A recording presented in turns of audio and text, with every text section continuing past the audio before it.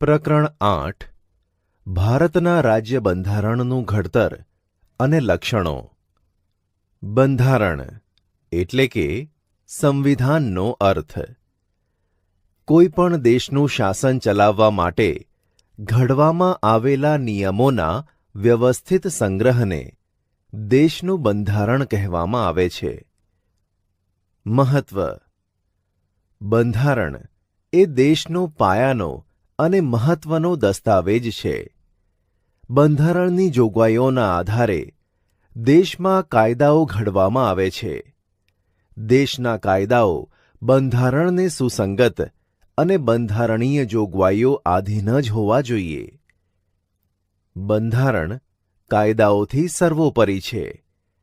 બંધારણમાં સમયાંતરે બદલાતી જતી લોકોની જરૂરિયાતો, અપેક્ષાઓ, આકાંક્ષાઓ, ઈચ્છાઓ અને લોકોની ઉચ્ચ ભાવનાઓનો પડઘો હોય છે. તેથી જ બંધારણને જીવંત અને મૂળભૂત દસ્તાવેજ કહેવાય છે. બંધારણની ઘડતર પ્રક્રિયા. આઝાદી પહેલા બ્રિટિશ સરકાર દ્વારા 25મી માર્ચ 1946ના રોજ 3 સભ્યોના કેબિનેટ મિશનને ભારતની આઝાદીનો ઉકેલ શોધવાનું કાર્ય સોંપવામાં આવ્યું. તેમણે બંધારણના ઘડતર અંગેનું માળખું ઘડવા માટે બંધારણ સભાની રચના કરી. બંધારણ સભામાં કુલ 385 સભ્યો હતા, જેમાં જુદી જુદી કોમ, ધર્મ, જાતિ, લિંગ અને ભૌગોલિક પ્રદેશોની વ્યક્તિઓ, રાજકીય પક્ષોના પ્રતિનિધિઓ તેમજ વિવિધ ક્ષેત્રોની તજજ્ઞ વ્યક્તિઓનો સમાવેશ કરવામાં આવ્યો હતો.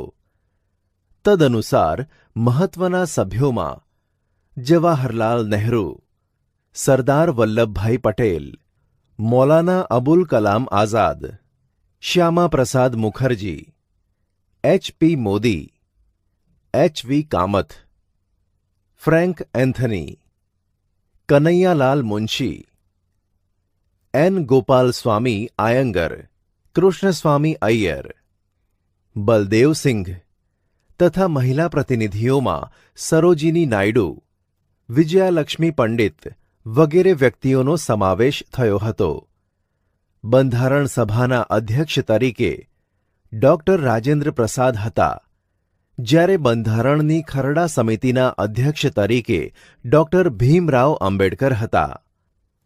આ બંધારણ સભાએ તેમની કામગીરી 9મી ડિસેમ્બર 1946થી શરૂ કરી હતી.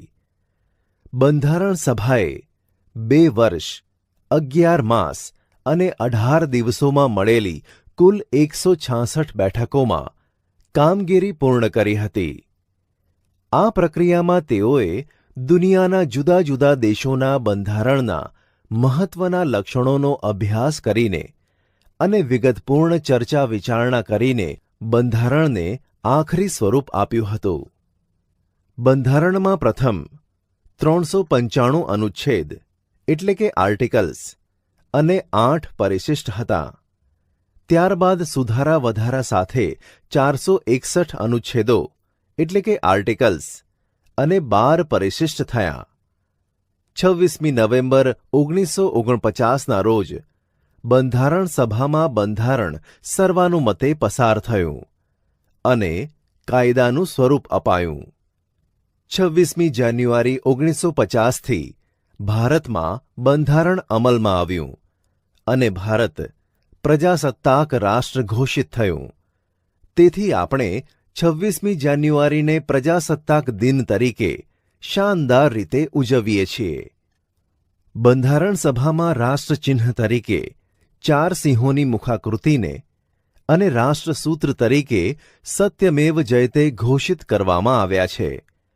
આપણા બંધારણમાં લોકોના મૂળભૂત હકો, ફરજો, રાજનીતિના માર્ગદર્શક સિદ્ધાંતો, સરકારના અંગો અને કાર્યો તથા વહીવટી કેટલીક સૂચનાઓ, ન્યાયતંત્રની વ્યવસ્થા જેવી અનેક મહત્વની બાબતોનો સમાવેશ થયો છે. આથી ભારતનું બંધારણ વિશ્વમાં સૌથી મોટું, વિસ્તૃત અને વિશદ લેખિત દસ્તાવેજ ગણાય છે. વિદ્યાર્થી મિત્રો, હવે આપણે આમુખ વિશે જાણીએ. આમુખ શું છે? આમુખ બંધારણનું પ્રારંભિક હાર્દરૂપ અને વિશિષ્ટ સ્થાન ધરાવતું તત્વ છે. બંધારણની શરૂઆત આમુખથી થાય છે. આમુખમાં દર્શાવેલા શબ્દો પરથી આમુખ બંધારણનો આત્મા હોવાની પ્રતીતિ થાય છે. આમુખમાં દર્શાવેલા શબ્દો આ મુજબ છે. ભારતનું સંવિધાન. આમુખ: અમે ભારતના લોકો ભારતને સાર્વભૌમ, સમાજવાદી, બિનસાંપ્રદાયિક, લોકશાહી, પ્રજાસત્તાક તરીકે સંસ્થાપિત કરવાનો તથા તેના સર્વ નાગરિકોને સામાજિક, આર્થિક અને રાજકીય ન્યાય, વિચાર, અભિવ્યક્તિ, માન્યતા, ધર્મ અને ઉપવાસનાની સ્વતંત્રતા, દરજ્જા અને તકની સમાનતા પ્રાપ્ત થાય તેમ કરવાનો અને તેઓ સર્વમાં વ્યક્તિનું ગૌરવ અને રાષ્ટ્રની એકતા અને અખંડતા સુદૃઢ કરે એવી બંધુતા વિકસાવવાનો ગંભીરતાપૂર્વક સંકલ્પ કરીને અમારી સંવિધાન સભામાં 26 નવેમ્બર 1949 માગસર સુદ 7 વિક્રમ સંવત 2006ના રોજ આથી આ સંવિધાન અપનાવી તેને અધિનિયમિત કરી અમને પોતાની જાતને અર્પિત કરીએ છીએ. 1976ના 42મા બંધારણીય સુધારાથી આમુખમાં સાર્વભૌમ શબ્દ પછી સમાજવાદી, બિનસાંપ્રદાયિક શબ્દો ઉમેરવામાં આવ્યા તેમજ રાષ્ટ્રીય એકતા અને રાષ્ટ્રની અખંડિતતાનો પણ સમાવેશ કરવામાં આવ્યો. આમુખ બંધારણના મૂળભૂત હેતુઓ, ધ્યેયો, આદર્શો તેમજ સિદ્ધાંતોને વાચા આપે છે. આમુખ બંધારણના ઉદ્દેશો થકી ભારતમાં કલ્યાણ રાજ સ્થાપવાની ઉચ્ચ ભાવનાઓ અને આદર્શોને સિદ્ધ કરવા ઈચ્છે છે એવું સ્પષ્ટ કરે છે. આમ આમુખ દ્વારા બંધારણના ઘડવૈયાઓના માનસનો પરિચય થાય છે. આમુખનું મહત્વ. આમુખને બંધારણનો આત્મા કહ્યો છે તે રીતે તેનું મહત્વ સવિશેષ છે. કોઈપણ કાયદાના ઘડતરમાં અને તેને પૂરી રીતે સમજવામાં અને અર્થઘટનમાં માર્ગદર્શન મળે છે. કાયદાના હેતુ તથા તેનો આદર્શ કાયદો ઘડવા પાછળ સંસદની નીતિ શું છે તે જાણવામાં આમુખ મદદરૂપ થાય છે. કયા પ્રકારની મુશ્કેલીઓના નિવારણ અર્થે કાયદાને ઘડવામાં આવે છે તેનો નિર્દેશ આપણને આમુખમાંથી સ્પષ્ટ થાય છે. આમ આમુખ બંધારણનો અર્ક છે. કાયદાની કોઈ કલમમાં કે વિગતોમાં કોઈ અસ્પષ્ટતા કે વિસંવાદિતા ઊભી થાય, કાયદાનો હેતુ સ્પષ્ટ થતો ન હોય ત્યારે આમુખ કાયદાની કલમને સમજવામાં, તેનું અર્થઘટન કરવામાં મદદરૂપ બને છે. આમ આમુખ બંધારણની જોગવાઈઓને સમજવામાં હોકાયંત્રની ગરજ સારે છે. આમ આમુખ રાષ્ટ્રની એકતા, અખંડિતતા અને નાગરિકો વચ્ચેની બંધુત્વની ઉમદા ભાવનાઓનો અને આદર્શોનો પડઘો છે. આમુખને ઉચ્ચ આદર્શો તથા ધ્યેયોનું પીઠબળ છે. આમુખના આધાર સ્તંભો. ભારતીય બંધારણના આમુખમાં વ્યક્ત થયેલા આધારરૂપ શબ્દો જેવા કે અમે ભારતના લોકો, સાર્વભૌમ, સમાજવાદી, બિનસાંપ્રદાયિક, લોકશાહી, પ્રજાસત્તાક, બંધુતા, ન્યાય, સમાનતા, સ્વાતંત્ર્ય, રાષ્ટ્રીય એકતા અને અખંડિતતા વગેરે છે. જે પૈકી મુખ્યત્વે અહીં દર્શાવેલા 3 આધાર સ્તંભો વિશે આપણે વિગતે અભ્યાસ કરીશું. 1. લોકશાહી. ભારતના બંધારણમાં ભારતના લોકોને આખરી સાર્વભૌમ સત્તા આપવામાં આવી છે. કોઈ એક વ્યક્તિ કે વર્ગનું શાસન અહીં નથી, પરંતુ સત્તાની અંતિમ બાગડોર લોકો હસ્તક છે. લોકશાહી એટલે કે ડેમોક્રેસી શબ્દ મૂળ ગ્રીક શબ્દ ડેમોસ એટલે કે લોકો અને ક્રેટોસ એટલે કે સત્તામાંથી ઉતરી આવ્યો છે. રાજ્ય સત્તા અમુક વ્યક્તિઓના હાથમાં નિરંકુશ રીતે સ્થાપિત થયેલી નથી, પરંતુ લોકોના હાથમાં છે. લોકશાહી એવી રાજ્ય વ્યવસ્થા છે કે જેમાં દેશમાં લોકો સામાજિક, આર્થિક અને રાજકીય ન્યાય મેળવી શકતા હોય અને રાજ્ય સત્તામાં ભાગ લેવાનો અધિકાર ધરાવતા હોય. ભારતના બંધારણમાં સાર્વત્રિક પુખ્તવય મતાધિકારના ધોરણે મતદારોએ ચૂંટેલ પોતાના પ્રતિનિધિઓ દ્વારા રચાતી સંસદ એટલે કે લોકસભાને કારોબારી એટલે કે પ્રધાનમંડળ અને વહીવટી તંત્રને જવાબદાર હોય છે. કારોબારીને અબાધિત સત્તા નથી. તેને નિયત સમય મર્યાદા સુધી જ સત્તાનું સુકાન સોંપાય છે. તે જ પ્રમાણે રાજ્ય અને સ્થાનિક કક્ષાએ મતદારો સરકારને ચૂંટી કાઢે છે. આમ લોકશાહી રાજ્ય એટલે લોકોનું, લોકો વડે અને લોકો માટે ચાલતું રાજ્ય. સાચી સત્તા લોકોના પ્રતિનિધિઓમાંથી બનેલા પ્રધાનમંડળમાં જ સ્થાપિત થયેલી હોય છે. પ્રધાનમંડળની રચના સંસદમાંથી જ કરવામાં આવે છે. પ્રધાનમંડળ સંસદને જવાબદાર હોય છે. ભારત પ્રજાસત્તાક રાજ્ય એટલા માટે છે કે ભારતનો કોઈ પણ નાગરિક બંધારણમાં નિર્ધારિત કરેલી લાયકાતો ધરાવતો હોય અને તે વ્યક્તિ સાર્વત્રિક પુખ્તવય મતાધિકારથી ચૂંટાઈ આવે છે. તે કોઈપણ વંશ પરંપરાગત વારસાને આધીન આ પદ પ્રાપ્ત કરી શકતો નથી. 5 વર્ષ સુધી જ તે સામાન્યતઃ સત્તા ઉપર રહી શકે છે. સંસદીય સરકાર સંયુક્ત જવાબદારીના સિદ્ધાંત પર કામ કરે છે. તેથી તેને જવાબદાર સરકાર પણ કહેવાય છે. ભારતની લોકશાહી સરકાર સ્વતંત્રતા, સમાનતા અને બંધુતાની ભાવનાને સ્વીકારે છે અને તે હેતુઓને પૂર્ણ કરવા માટે પ્રયત્નશીલ રહેશે એવી સ્પષ્ટતા આમુખમાં કરવામાં આવી છે. બંધારણના ઘડવૈયાઓએ ભારતના લોકોને સાર્વત્રિક પુખ્તવય મતાધિકારનો હક આપીને હિંમતપૂર્વકની શ્રદ્ધા મૂકી છે.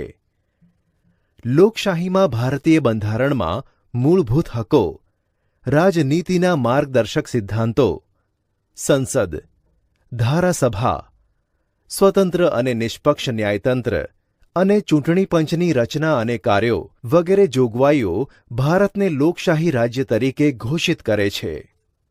સાર્વત્રિક પુખ્તવય મતાધિકાર એટલે કોઈપણ જાતિ, જ્ઞાતિ, ધર્મ, ભાષા, લિંગ, શિક્ષણ, આવક કે જન્મસ્થાનના ભેદભાવ કર્યા વિના 18 વર્ષ કે તેથી વધારે ઉંમરના ભારતના કોઈપણ નાગરિકને મત આપવાનો અધિકાર છે. જો કે મતદાર યાદીમાં નાગરિકના નામની નોંધણી આવશ્યક છે. 2. સમાજવાદી.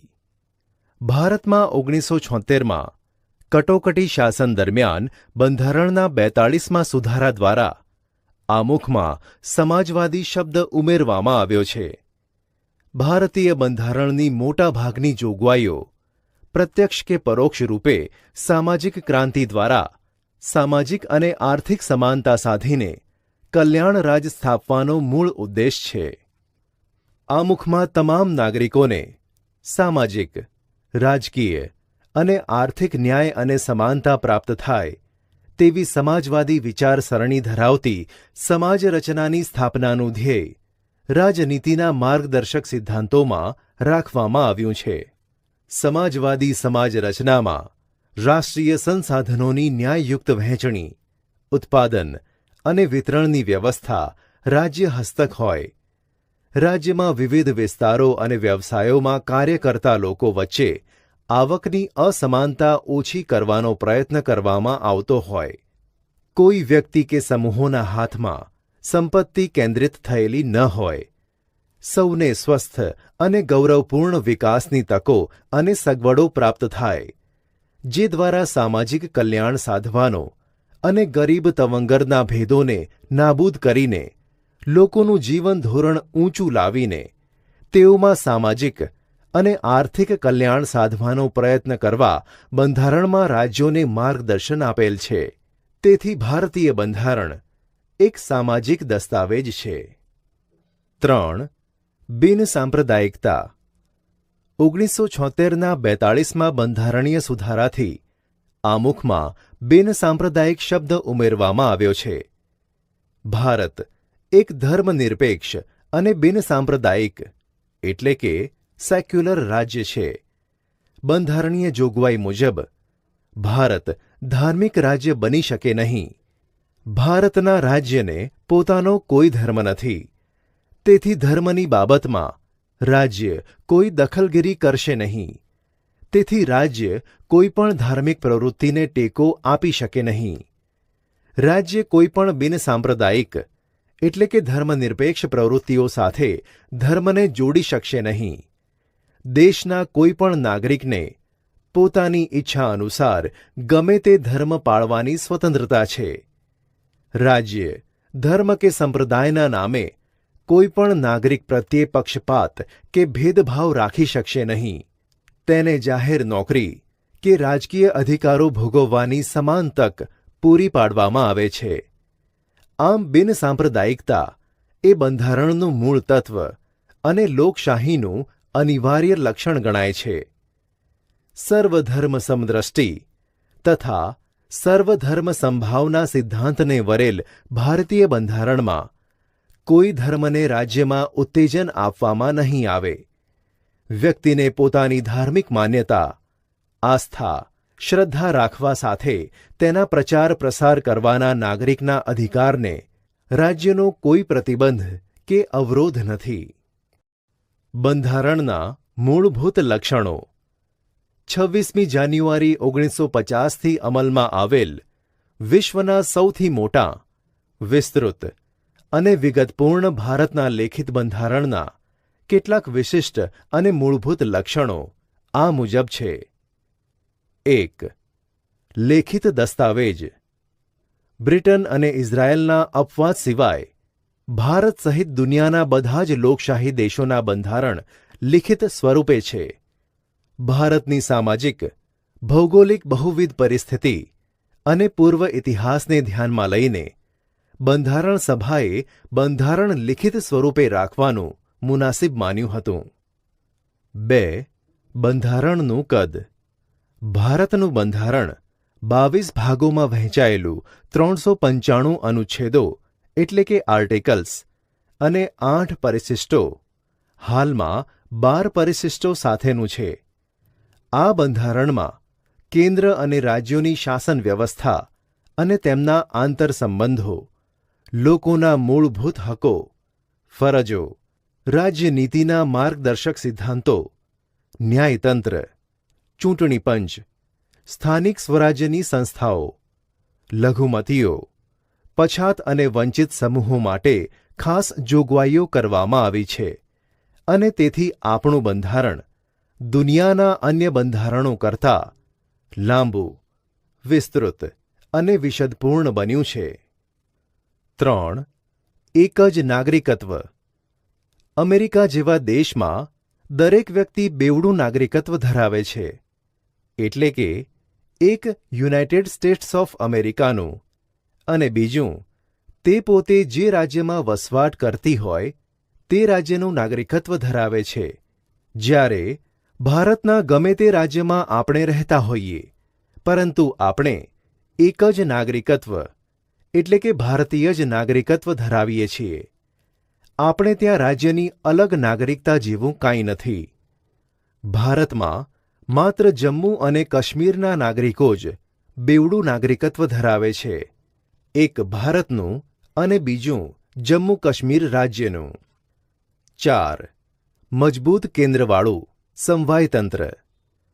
ભારતના બંધારણમાં ક્યાંય સમવાય એટલે કે ફેડરલ શબ્દનો ઉપયોગ થતો નથી. બંધારણ ભારતને રાજ્યોનો સંઘ એટલે કે યુનિયન ઓફ સ્ટેટ્સ તરીકે જ વર્ણવે છે.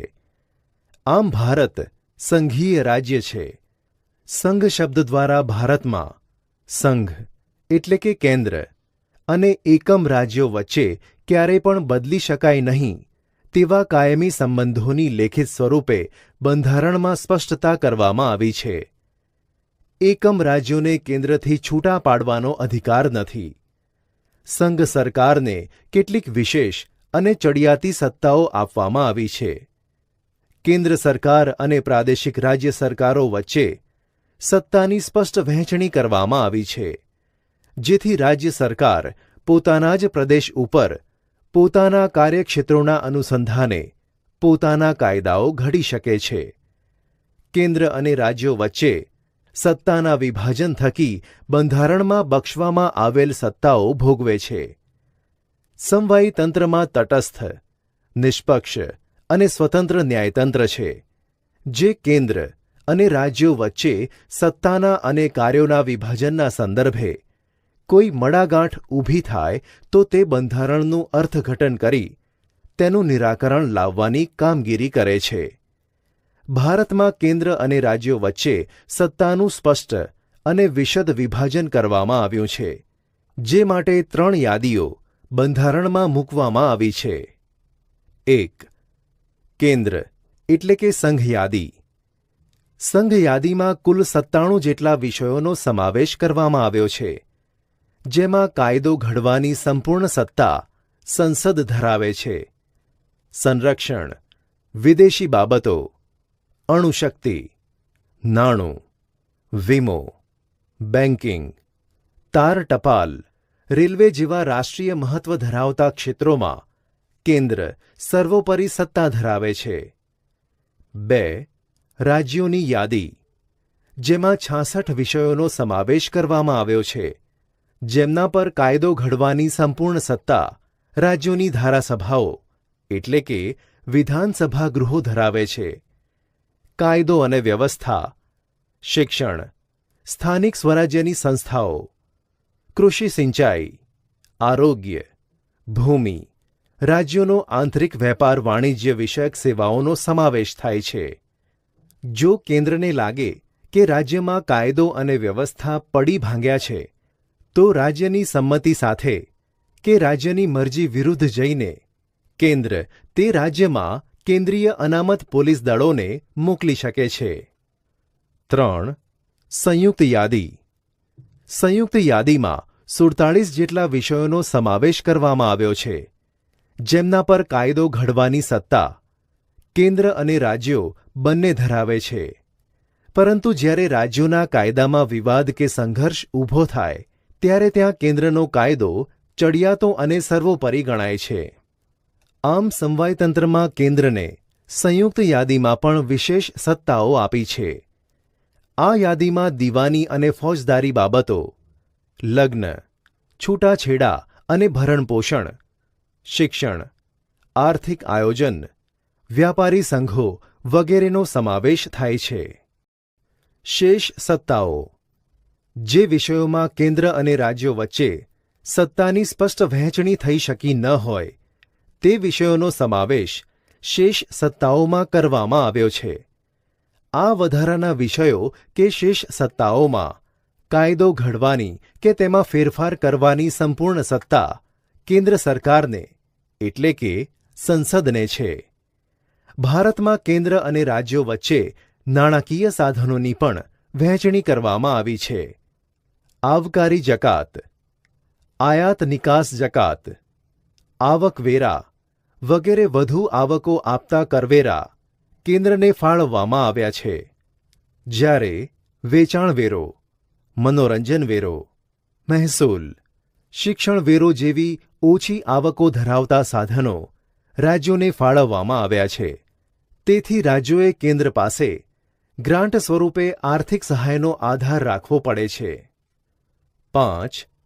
કટોકટી વેળા એકતંત્રી વ્યવસ્થા. ભારતના બંધારણમાં 3 પ્રકારની કટોકટીની જોગવાઈઓ કરવામાં આવી છે. 1.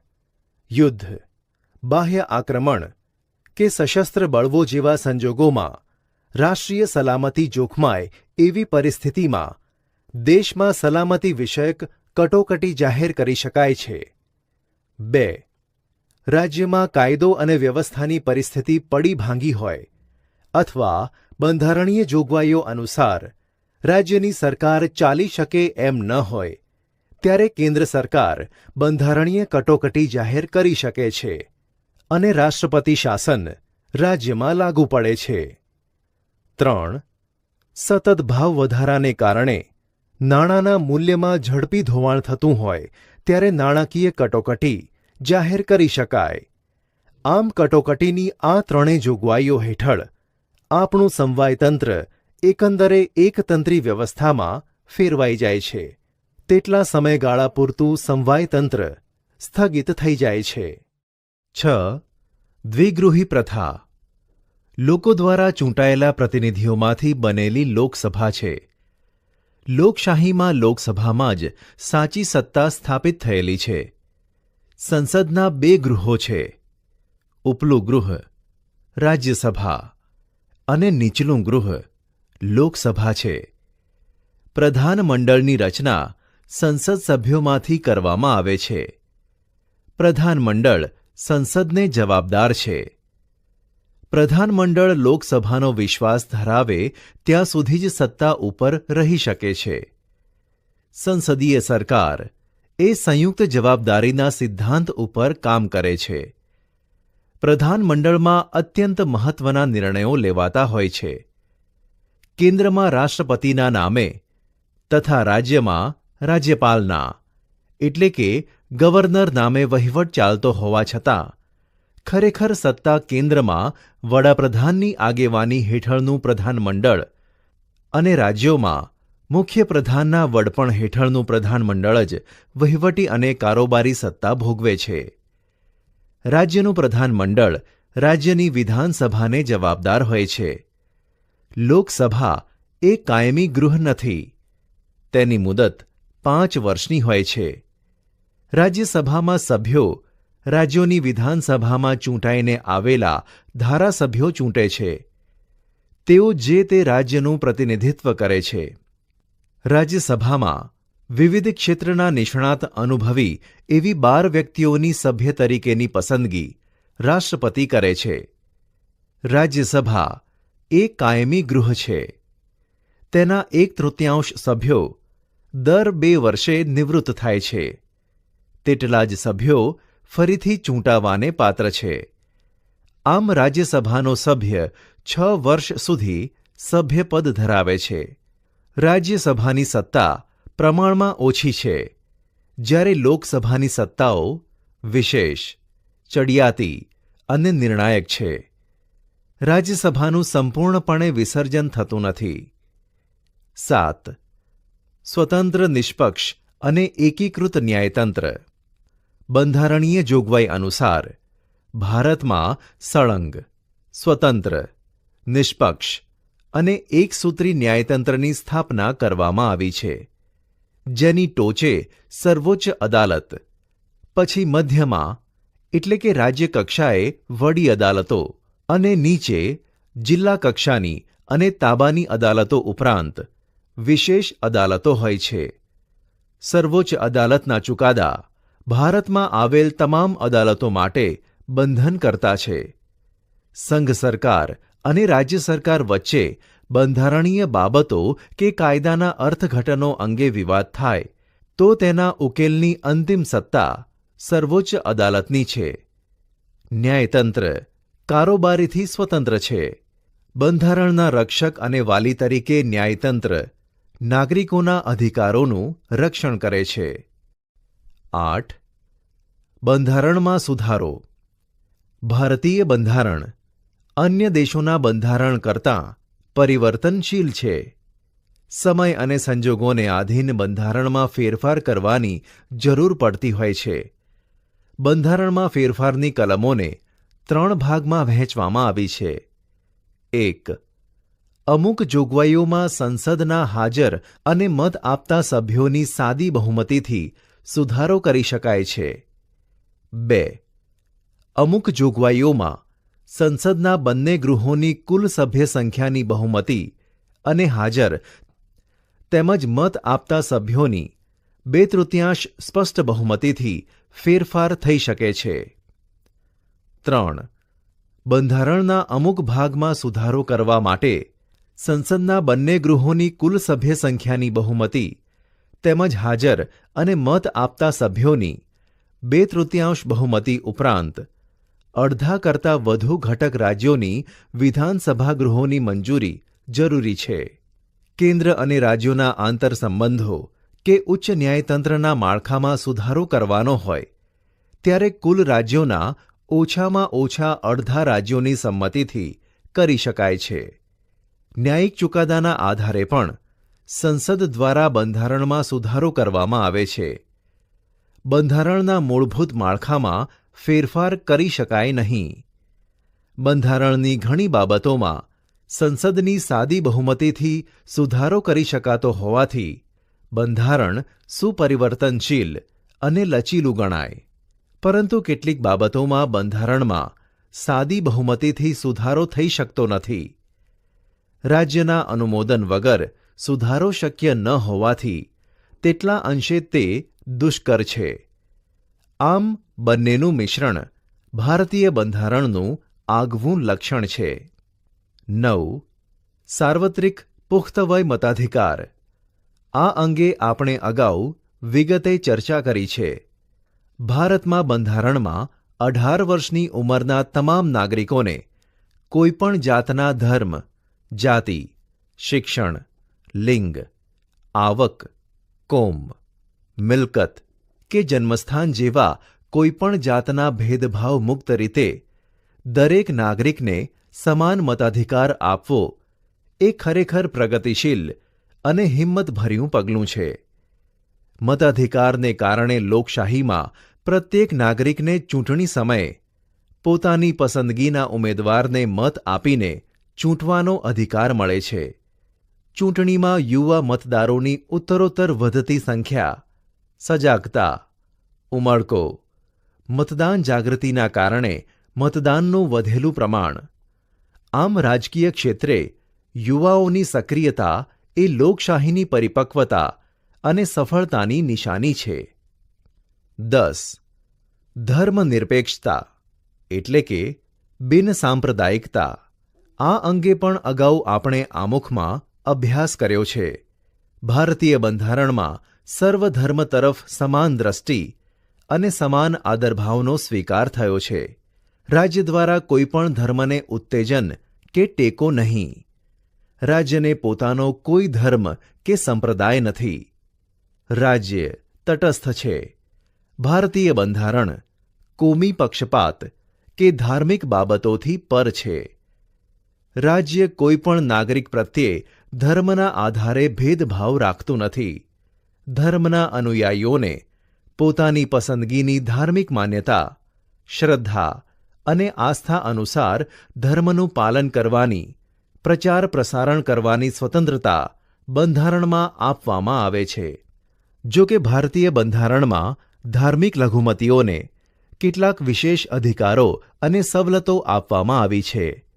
સમાન નાગરિક ધારાની જોગવાઈ માર્ગદર્શક સિદ્ધાંતોમાં સમાવી આમ આ બાબતો ધર્મનિરપેક્ષ રાજ્યને ઘોષિત કરે છે. 11. અદાલતી સમીક્ષા. અદાલતી સમીક્ષા બંધારણનું વિશિષ્ટ લક્ષણ છે.